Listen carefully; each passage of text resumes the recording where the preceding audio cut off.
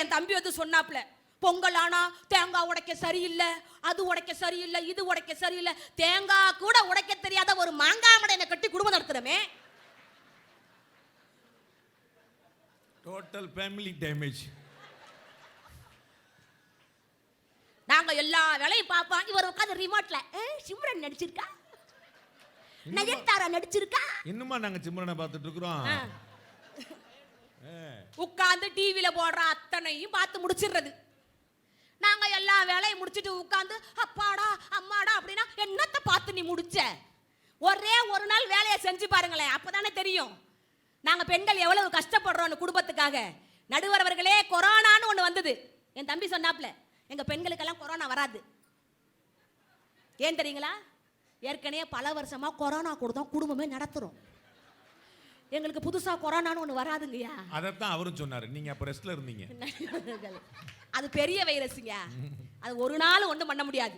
அதனால தான் 3 பூஸ்டர் ஊசி கண்டுபிடிச்சும் கூட அவங்க எல்லாம் அலையா அலைஞ்சுக்கிட்டு இருந்தாங்களே.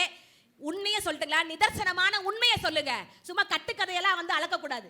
ஒரு வீட்டுல ஒரு ஆணுக்கு காய்ச்சல் வந்ததுன்னு வச்சுக்கோங்க, ஒரு சளி பிடிச்சிருக்குன்னே வச்சுக்கோங்களேன், நேரா நீங்க வீட்டுக்கு வந்து சும்மா சிவாஜி கணேசன் செயல்ல என்ன போதும், உடனே உங்க மனைவி ஓடி வந்து, என்னங்க இருமலா காய்ச்சலா தலைவலியா என்ன வேணும்னு உங்களுக்கு சுக்கு மல்லி காப்பி போட்டு கொடுக்கறதுல இருந்து, உங்களுக்கு சுடுதண்ணியை போட்டு ஒத்தட வைக்கிறதுல இருந்து, போர்வை இழுத்து போத்தி விடுறதுல இருந்து, 1 மணிக்கு 1 மணி அலாரம் வச்சு உங்க நெத்தியை தொட்டு பார்க்கறதுல இருந்து சேவை செய்யக்கூடிய தியாகங்கள் குடும்பத்தினுடைய மனைவி. நடுவர்களே, இதே ஒரு பெண்களுக்கு காய்ச்சல் வந்ததுன்னு வச்சுக்கோங்களேன், 100 டிகிரி காய்ச்சலா இருந்தாலும் கூட ஒரு ஈடு இட்லியை ஊத்தி வச்சுட்டு ஏதாவது ஒரு சட்னியை செஞ்சு வச்சுட்டாலும் ஹாட் பாக்ஸ்ல இட்லியை சுட்டு வச்சிருக்கேன்டாங்க, நீயும் அப்பா போட்டு சாப்பிடுங்கன்னு சொல்லி கடமைகளை முடித்து விட்டுத்தான் அவள் ஓய்வெடுக்க செல்வாள் என்று சொன்னால், அப்படிப்பட்ட தியாகங்கள் தான் குடும்பத்தினுடைய பிக் பாஸாக இருக்க முடியுமே தவிர, எல்லாத்தையும் எங்க தலையில கட்டி வச்சுட்டு தலைவலி நாங்க தான் சொல்லி பொய் சொல்ற உங்களால குடும்பம் ஒரு நாளும்.